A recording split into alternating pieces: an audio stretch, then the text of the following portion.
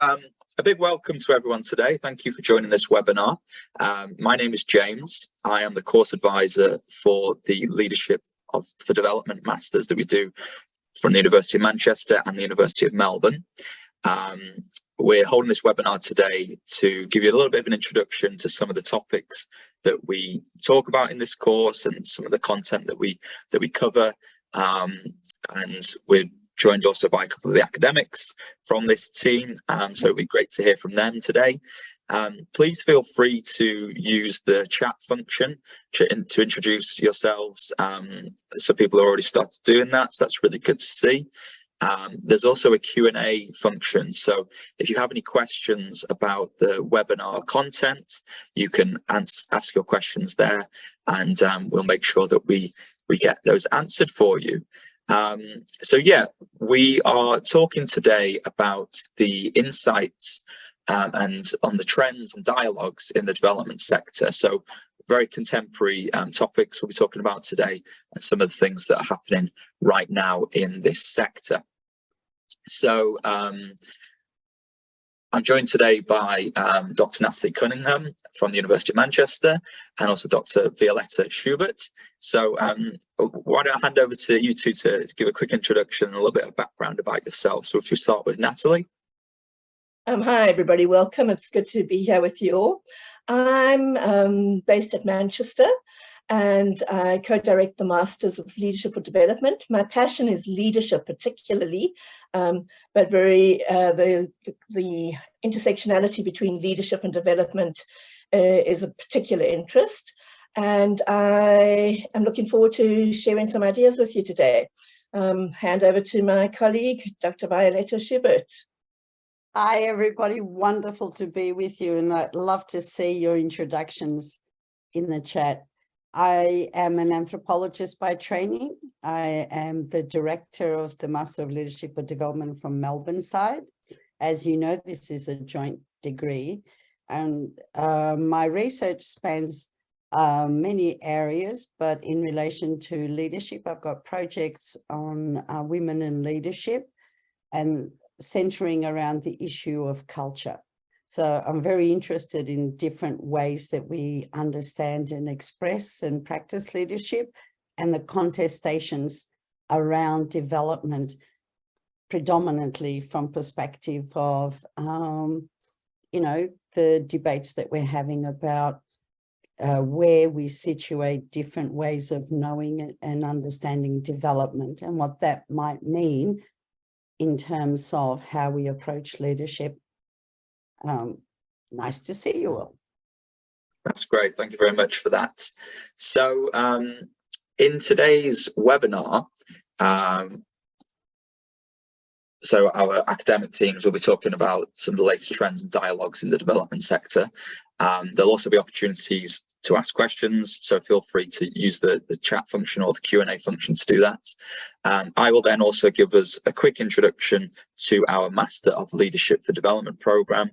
I'll also talk a little bit about some of the funding opportunities we have to support people applying to this course, and there's also opportunities to ask questions about that. We'll be happy to answer questions about the course and about the funding and fees options. So I think the first thing then, I'll hand over to Natalie. I can give you control of my screen, Natalie, and so I think you should be able to run through the slides now. So yeah, off you go. Okay, thank you, James. So I'm going to share a little bit about what happened at the Development Studies Conference, just to tell you about DSA. DSA are an organization that really try and focus on what needs to happen in development studies. How do we make sure that development studies are truly impactful, meaningful, relevant? And they had a conference recently.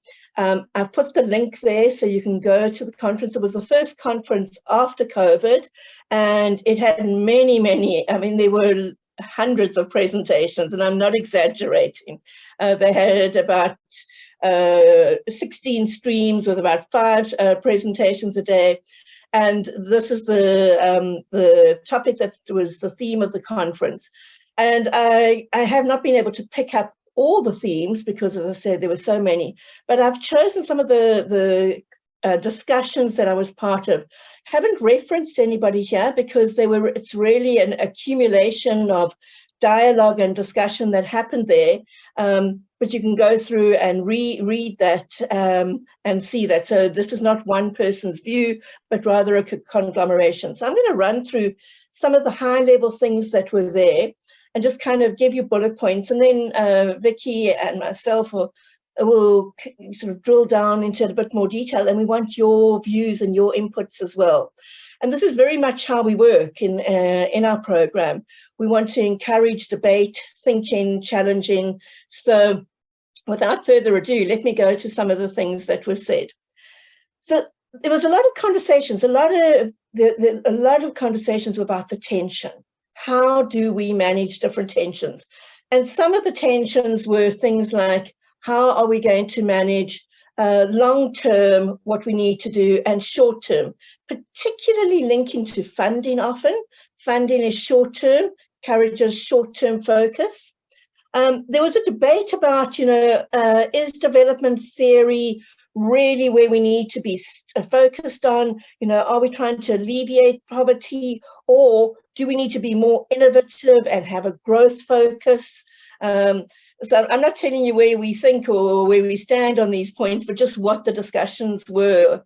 So that was one big discussion. Another one about very strong, we must be very inclusive and have equality, but there was quite a lot of polarity. So people were either standing for, I stand for inclusion, but I don't stand for technology, and technology is alienating. So you saw a great deal of polarization.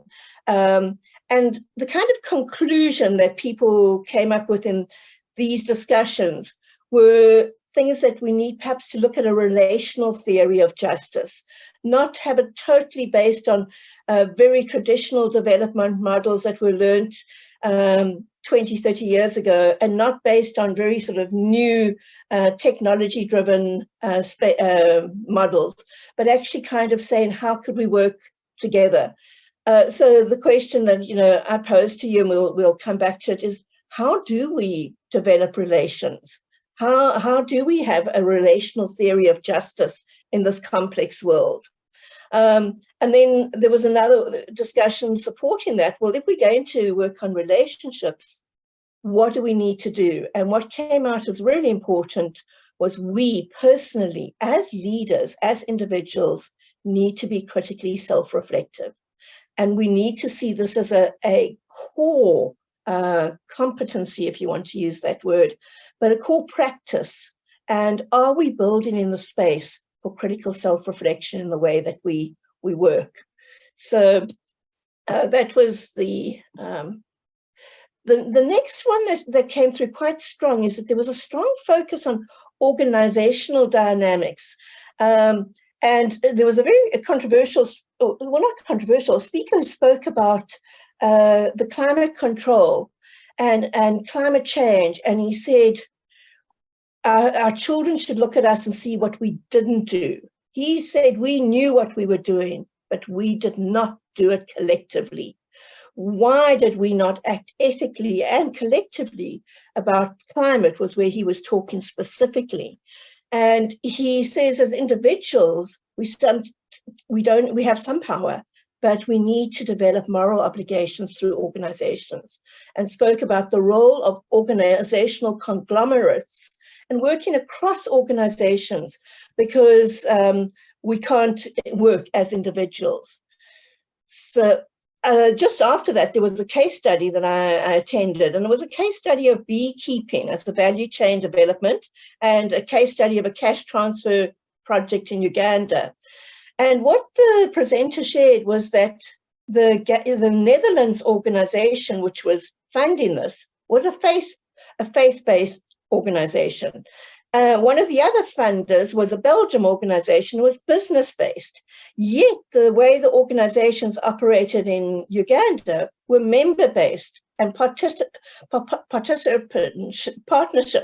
So they said, you have all these different approaches and values, underpinning each organization.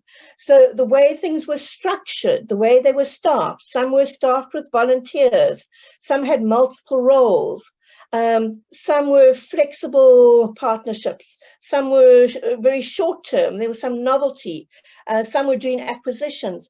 The very structure of the organizations were changing, and people were not looking at the kind of complexity of how organizations work. So there was a critical collaboration with partners is actually an integral part of the way that we work in development, was the kind of insight that came out at that time. Some core principles, people were saying we need to look at actor-orientated way of studying development. We need to have an ethnographic approach, and Vicky or Violeta, shows the name up there, is an ethnographicist and will be able to give much evidence. And we need to make sure that we're doing things with empirical research and understanding them. And we also need to look much more at what the impact of how we work transnationally or globally. So to end, and then I'm going to hand over to Vicky to some thoughts that she picked up as we share this. How do we improve the quality of conversations between communities, practitioners, and scholars? How do we improve the quality of conversations? What do we do with perceptions? And they can be any perceptions. I've just listed 2 there. This is static and it cannot be changed. Development is always uncontested and desired. How do we work with people's perceptions that are presented as an absolute view? Then what time and commitment do we give to building spaces of trust, engagement, co-leadership amongst organizations and within organizations? And lastly, what do we do when a successful project with societal impact ends? Where is our responsibility to the development process? So on that note, Vicky, I'm going to turn to you and ask what's resonated for you and what are your thoughts from what arose out of some of those discussions at the conference? Thank you, Natalie. It reaffirms quite a few things for me, something that I focused on quite extensively in my book on organizational culture and development leadership. Speaking with so many people, many of these things that you mentioned, everybody says, yeah? It is not that we don't know what the issues are, but we still have this incredible circularity in development, I think, a circularity of thinking. We sort of get to champion a particular approach, a particular theory. Everybody gets on board. We don't, at that time of championing it, simultaneously say, oh, back up a bit. You know, what are the implications of this approach? We wholeheartedly take on new approaches. And then we find ourselves a bit later with people's critical reflections, with whistleblowing, with commission reports and things going wrong. And people say, we knew that. We've always known that. And that's the part for me that is of critical importance. So if there are elements, you know, if we, from the start of your wonderful summary, the thing that sticks out is the issue of relationality. We know in development, in theorizing development, in practice, we know that relationships are a highly complex issue for us. Is it the abstract relationships between those that enter a different society and endeavor to serve, you know, as experts to fix something, or going to their own community, perhaps amongst marginal people who are not of the same educated or class background or ethnic or otherwise, or gender. So we do have this sense, and we question that sense of problematic relationality, because relationships reflect the structures of power. And the whole thing with the participatory development that was, and still is a remnant important aspect, but the emergence of the participatory development was an attempt to reorient how we relate to each other, to acknowledge that relationships are structural. They're not simply about dyads between individuals. They're not simply about particular groups. And as you know, in our course, we pay a lot of attention to relationships and relationality from different perspectives.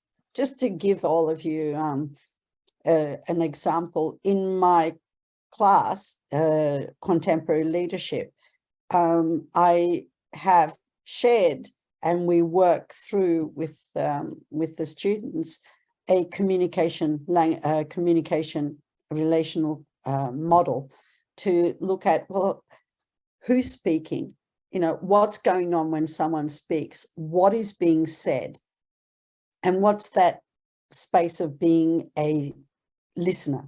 Listening is never placid. There are rules to speaking, there are rules to listening. The messaging that we give to each other is in our body language, in our positionality. If someone introduces me to the, Vice Chancellor of the university, do I change my mode of interacting because I know that they have a hierarchical structure behind them? So the structural nature of relationality is fundamentally important for us to look at. The other aspect is through, as you said, Natalie, critical reflexivity, to genuinely have a deep dive into self and the kind of the way that we present ourselves, the way we experience something, and the kind of impact that we are likely to have upon others by who we are, what we say, and how we do things. Yeah. And so that really struck me, Natalie. That I think that's Vicky, what do you think? These are, as you say, good intentions. For us to be more relational, to understand those power dynamics behind the relations, to be more reflective.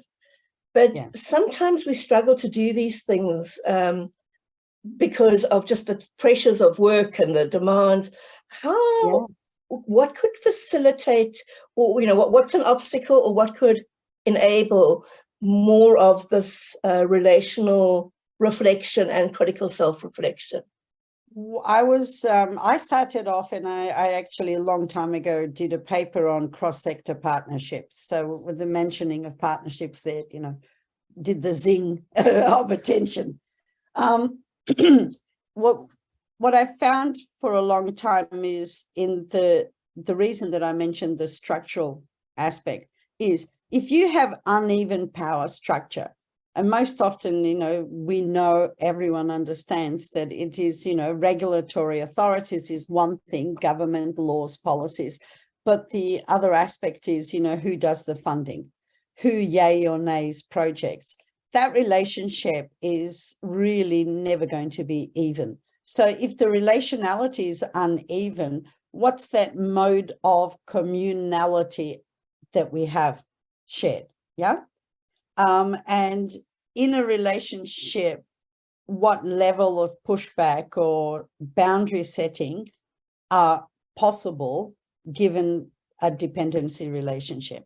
I don't think we can get rid of dependency relationships. I'm realistic, but there is an aspect of like-mindedness in relationality, and people think that if we have the same intent, things will work out the same way. And getting back to your comment about noticing of ethnography, I think where, as an anthropologist, I find it useful to build up that relationality is to pay more attention to the nuance of what people communicate.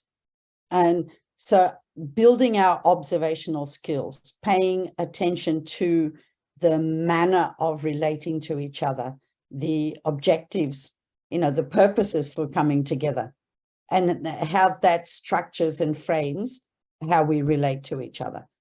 I think I'd just also add to what you said. A lot of what you've said is pay attention, or listen, reflect. But I think very often we're so focused on the content that we forget the process. Yeah.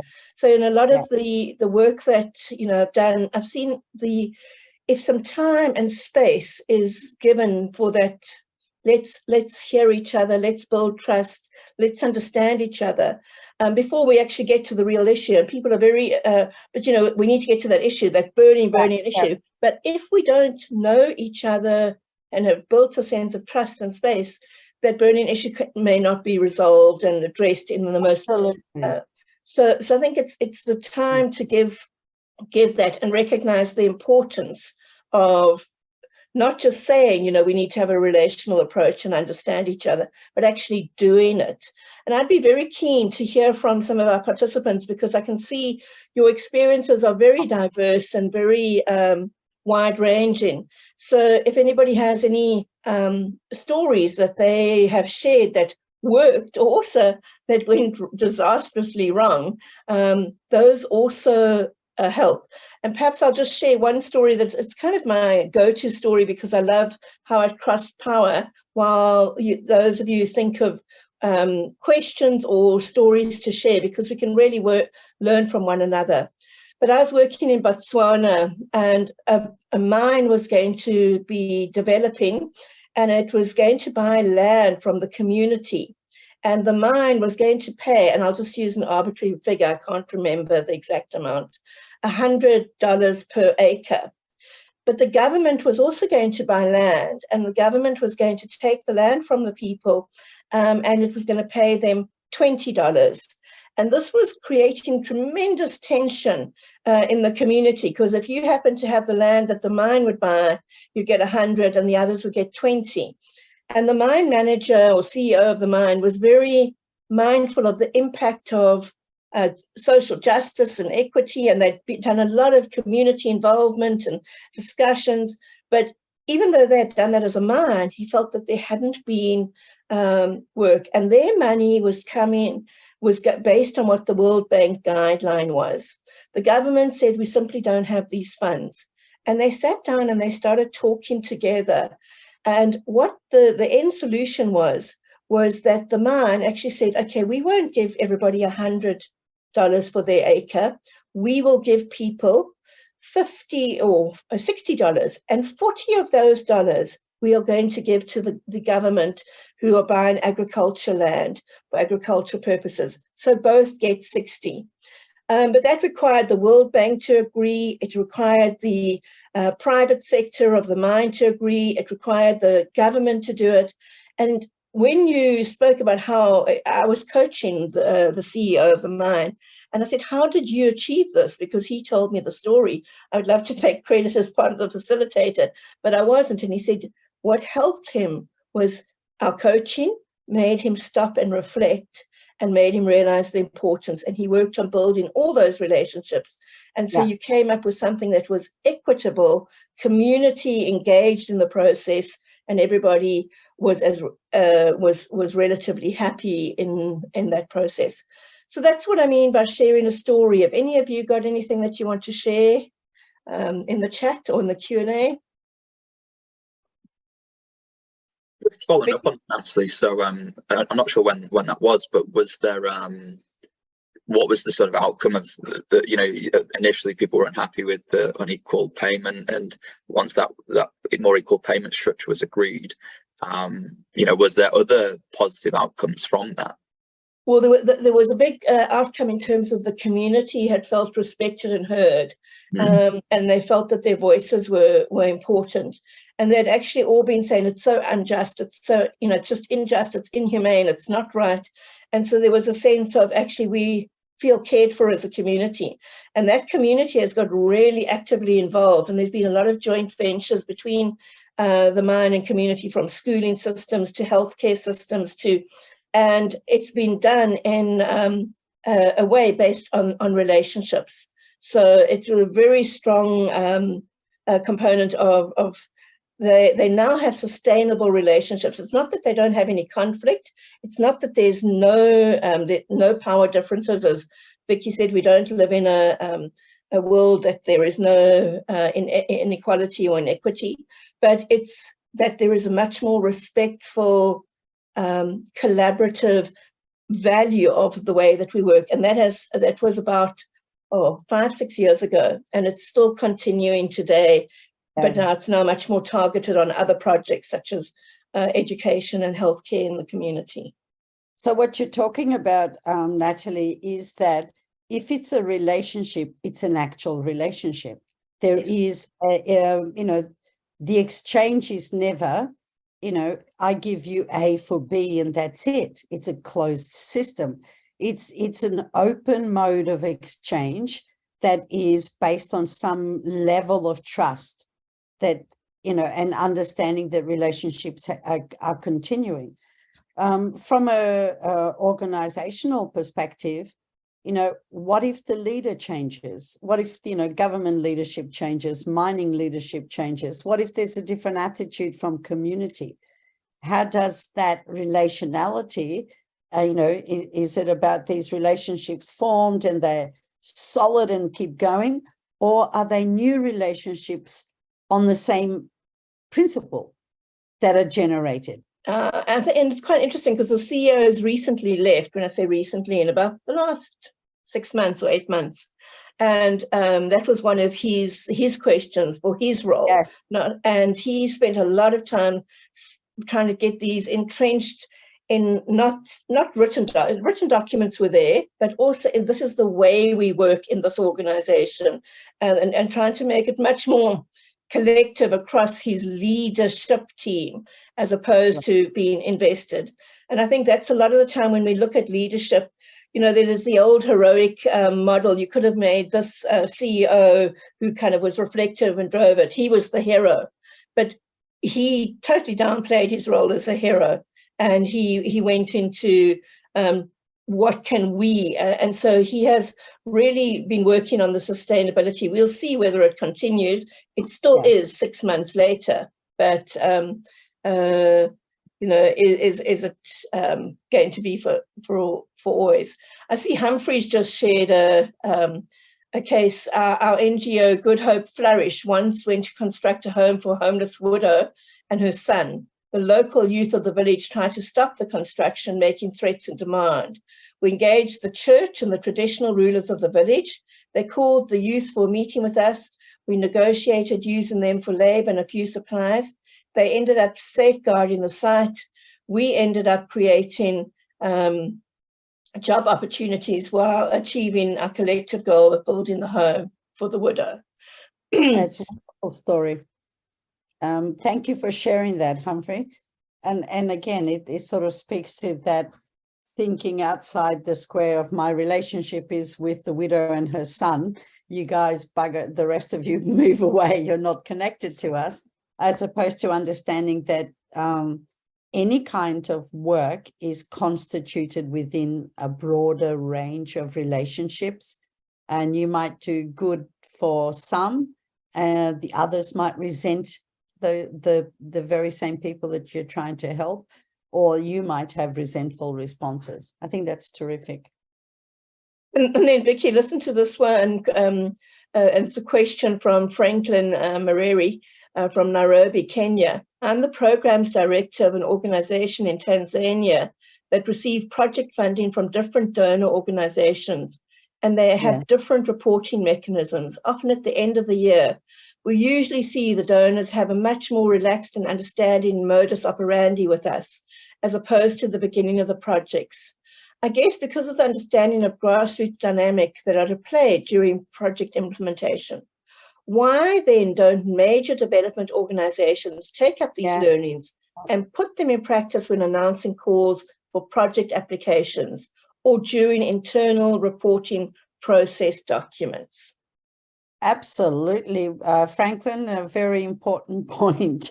Why is that so? One of the things that actually was really important for me to look at is this organizationalism I actually spent a whole chapter on the notion of organizationalism, precisely because you look at the way that systems and structures condition a particular way of thinking as being the natural organizing.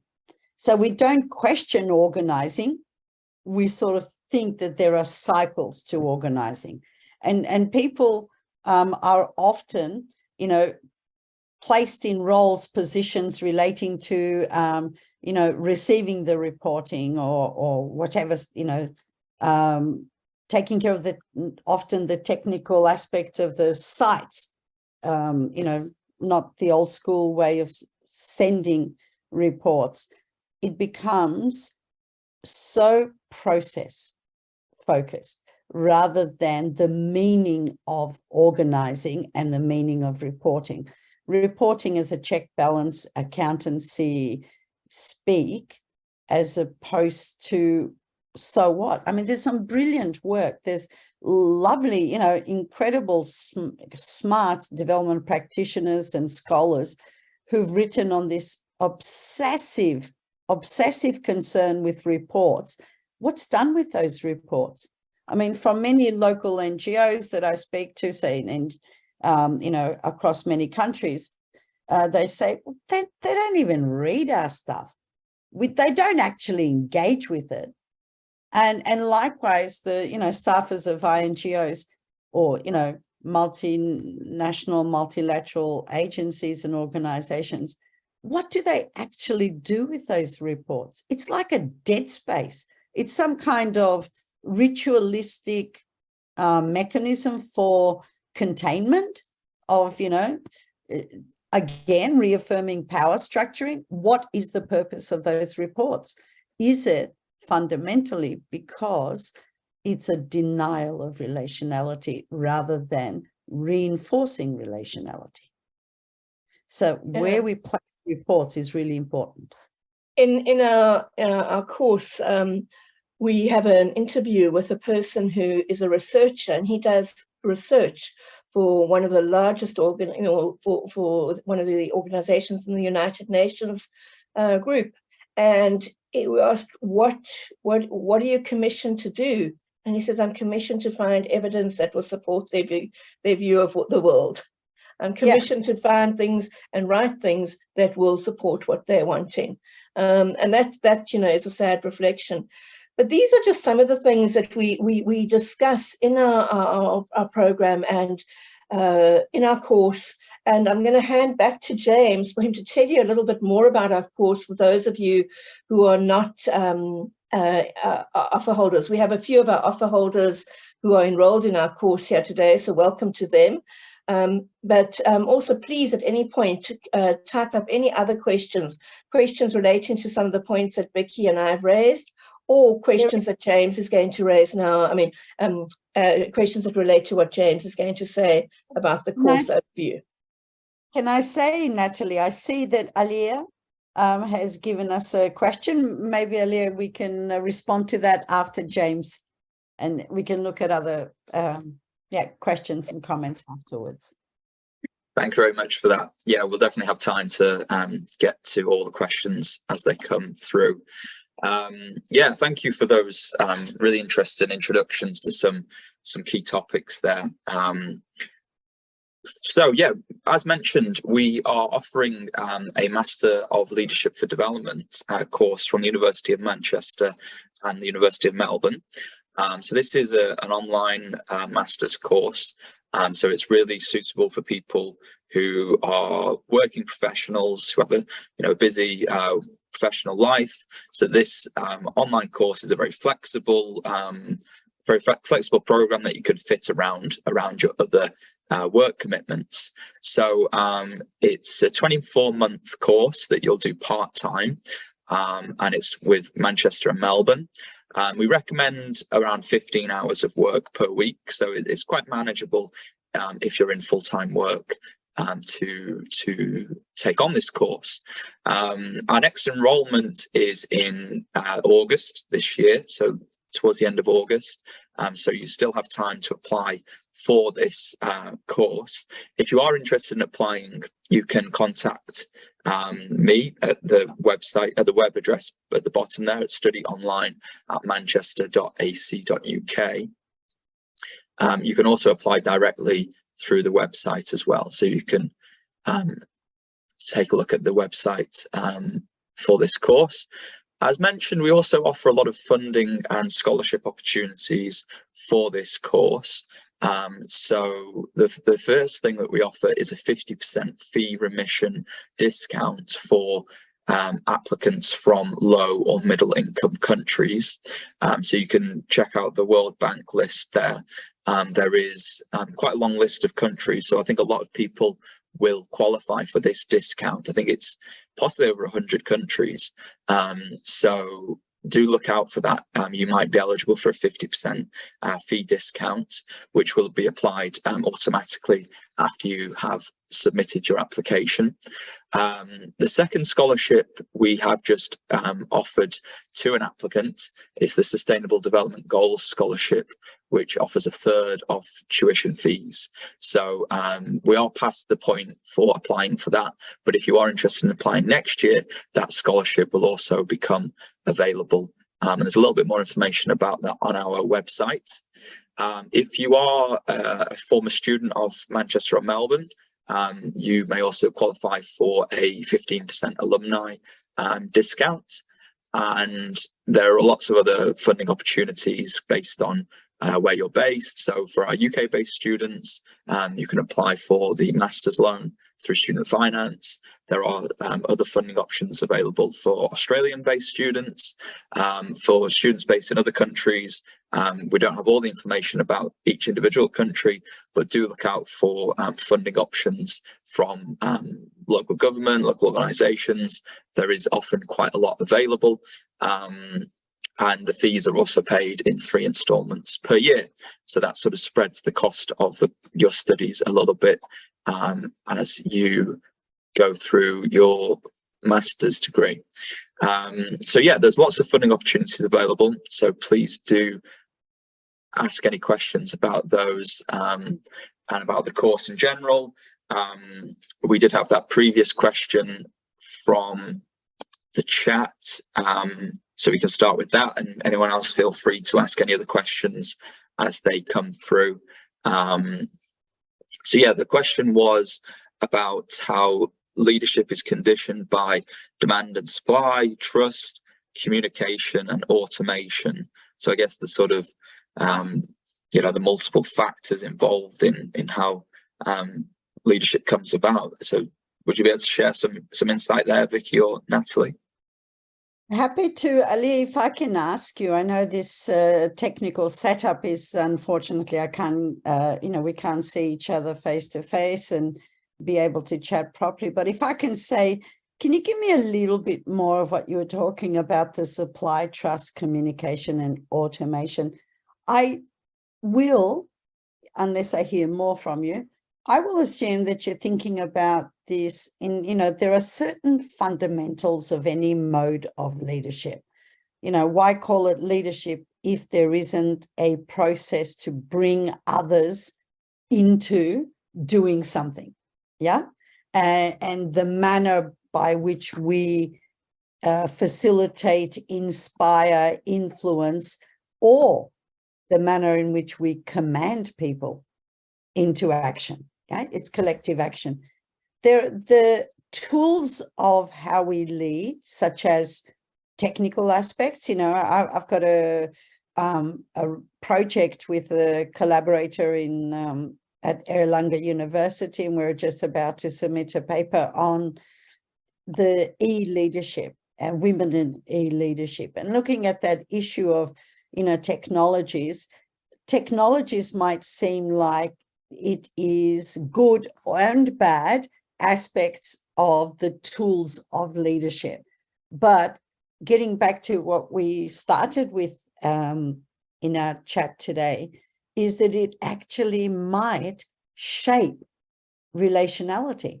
Because, it's a screen. Emails is a totally different mode of communicating with someone and relating with them.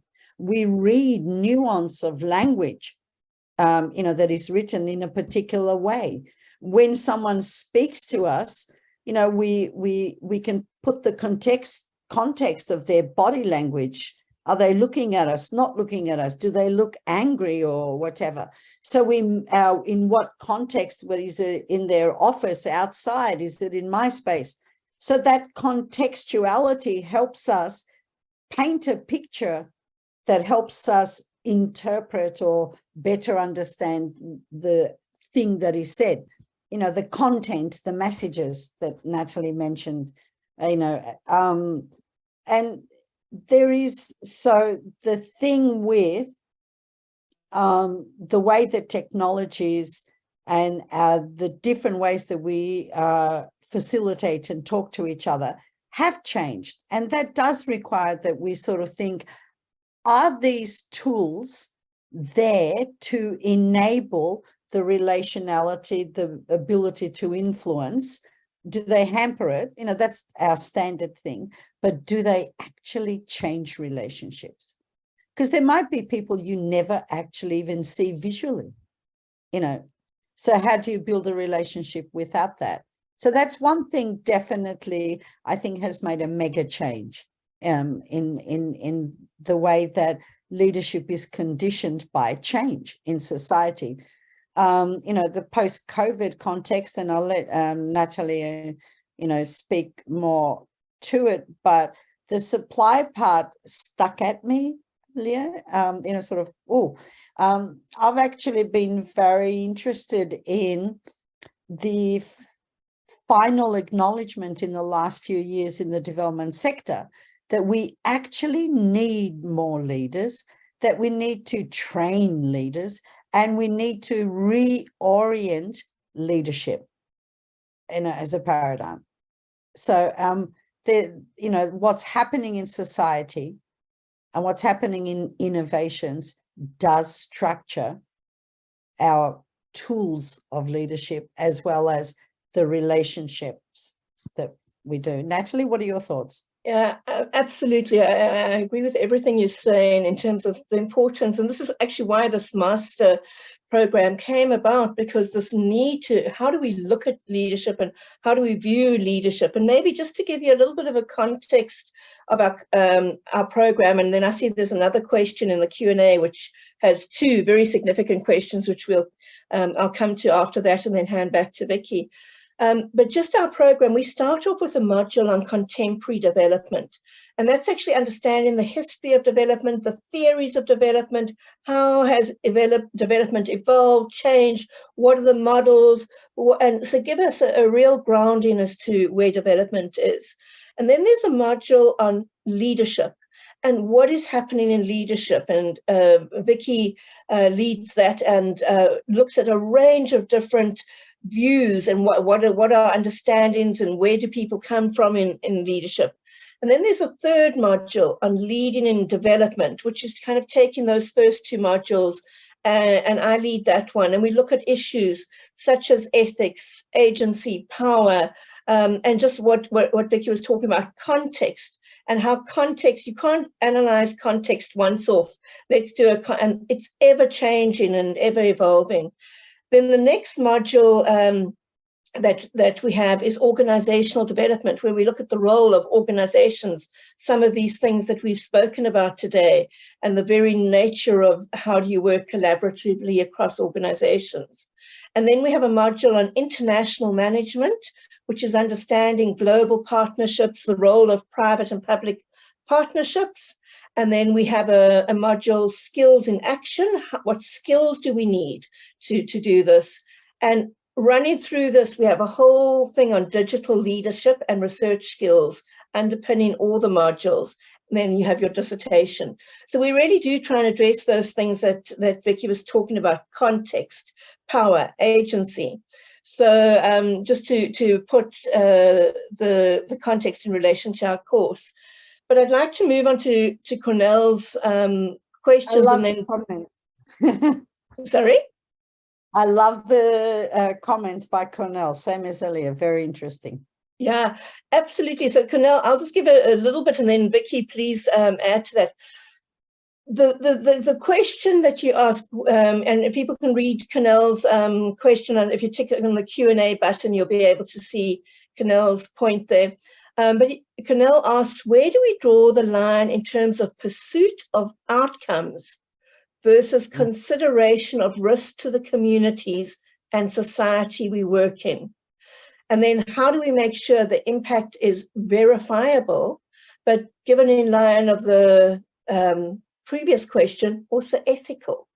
And so we spend a lot of time looking at what are ethics. And in the course, the students were debating factors, you talking about sustainability and environmental conservation, but they were debating quite strongly, what about if you believe in gender equality and you work in a community or country that doesn't believe in that?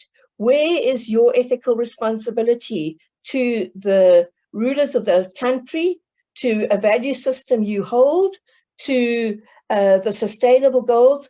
Who is the ultimate person or structure that defines our ethical views? So where is that? So I'm not answering that question, but what we do look is, how do we draw the line? How do we balance that? And what conversations do we need to have? And then just very briefly, I'm going to comment and then hand back to Vicky.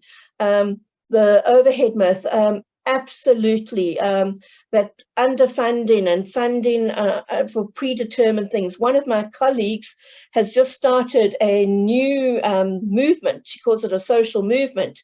It's called One World, because they were so frustrated with funders, and they now have structured a new way of funding where the funds go directly to the organizations for the organizations to actually choose how to use them, which might also be with the associated administrative costs, because many times donors will say, we won't fund staff, or we won't fund admin, but if you can't have a building or you can't have staff, you actually can't do the work sometimes. So that starvation cycle is there. So again, we look at, how do you challenge traditional funding partners? So I'll share in the link Nikki's work, which is just one alternative way. But James, you want to answer anything, or Vicky, add anything there? Yeah, the Cornelia Q&A bit just sort of closed off on me, but getting to the important thing of ethics and the issue of impact and risk. I think that we've been really shallow in understanding risk assessment. So most of the risk assessment that we do, and I think the development sector, I was certainly speaking with INGOs based in Melbourne. There's one that is dedicated to training development actors to do greater risk. There is attention to risk assessments with humanitarian organizations, a lot more than the general social community development actors, I think. Risks are fundamentally framed as risks to the organization, risk to operation. And if you have that approach to risk, it really narrows your ability to look at the broader range of risks. On the comment of, in terms of ethics, a lot of debates have been raging about values-based leadership. And, responsible ethical leadership is part of that, because what happens if your values, your understanding of ethics clashes with someone else's, and which is the debate that Natalie was talking about among students. Finding that do you have internal integrity while also accepting that your values are not the extreme values that should be followed? Again, we don't wish to have any particular answer. There are directions. There's some really interesting works. some people, and a number of anthropologists, for example, saying, can we actually look at the notion of morality? You know, what does it mean to be moral human beings? You know, what's the absolute do no harm? You know, we've got the mandate of do no harm. Is that really genuine? Yeah. So going into that space. In terms of the starvation cycle, I think the structural element of servitude has to change. Development, you know, especially NGOs, beholden and trying to get grants to get particular projects or programs up and running, and they have a servitude attitude. They think that, hey, you know, this is good for, you know, we want to make a positive thing, and they're willing to sacrifice a lot when they shouldn't. Having said that, there is starvation aspect to it, but there is the opposite as well. There's quite a bit of wastage in replication. And I think that impact underpinning what you were talking about, we have to somehow broaden and expand. Why are we so obsessed with impact? You know, is the impact should mean that we are no longer present and it's all working well. They've made us totally redundant, or is, you know, is it bean counting? You know, impact, there's that many blankets that were distributed. That's an easy impact. How about changing mindsets? What are we going to do? We need to rethink the words that we use, which frame our mode of interacting and our mode of understanding development. That's my point on that. Vicky, there's 3 more questions. And so, I mean, I think we're gonna have to keep those probably as the last questions because of time. I think I'll answer the 2 about the IT and digital, and I'm going to leave you to answer the one about culture. So if you look in the chat, if you want to do that, and then I'll do the one just because of time. So Edita, the one that you asked was, what paradigm shifts are needed to be assimilated by development leaders in today's digital era? And I think Vicky was actually just talking to that point, even though she was talking about something else. She was talking about how we actually need to rethink the words that we use. We need to think the framing of how we frame problems, how we see things. I am particularly interested in the role of communities of practice and how we work virtually and develop community.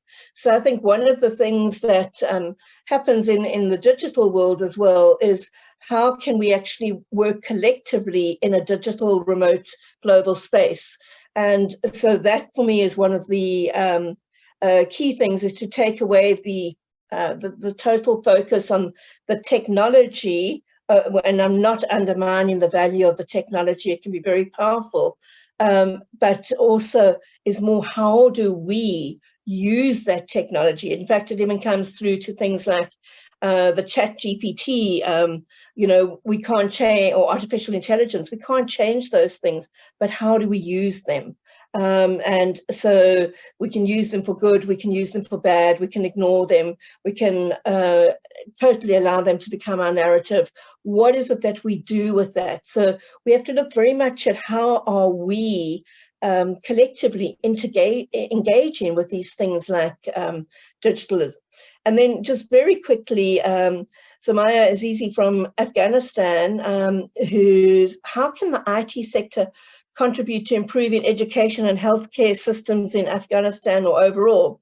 What a big question, Samaya. It's huge.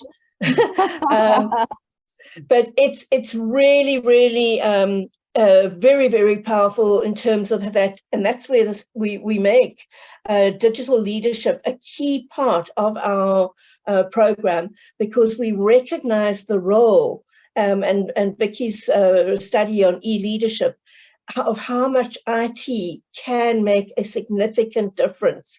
And I currently have one of our current cohorts doing his dissertation on the role between public and private partnerships in healthcare, and how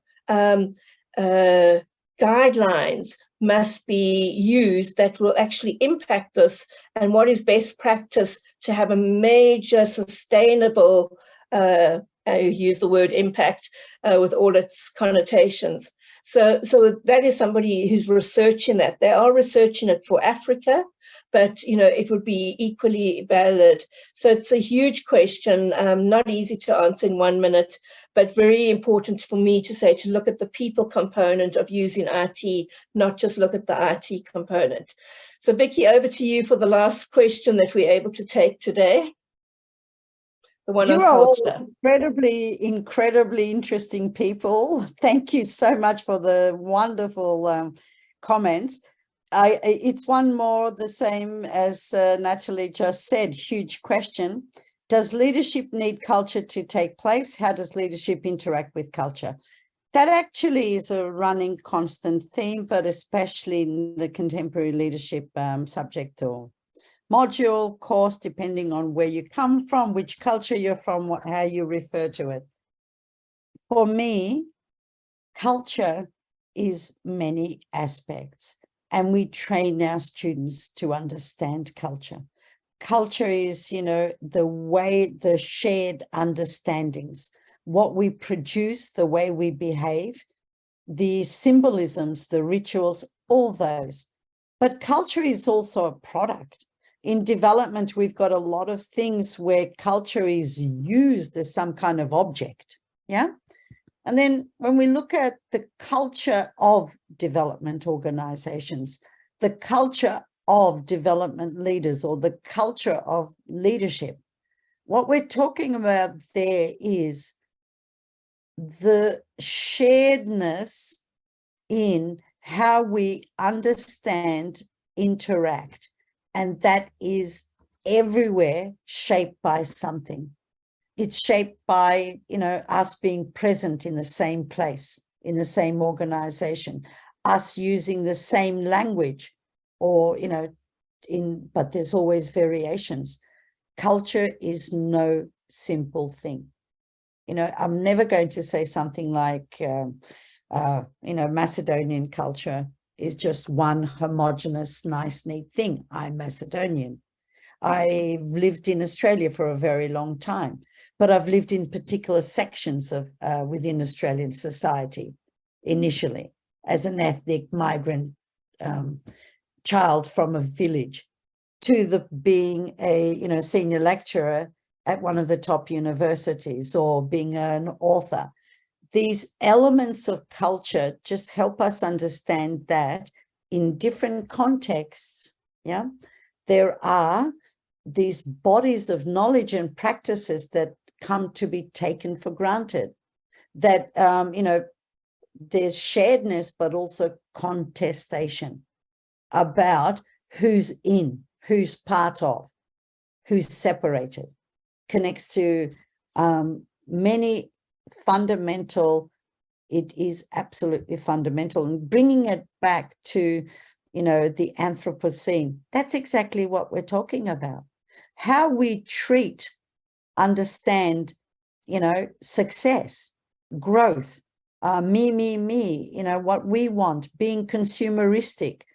If we have a culture of me, a culture of consumerism, how do you change mind to shift towards, a shared responsibility to nature and to environment?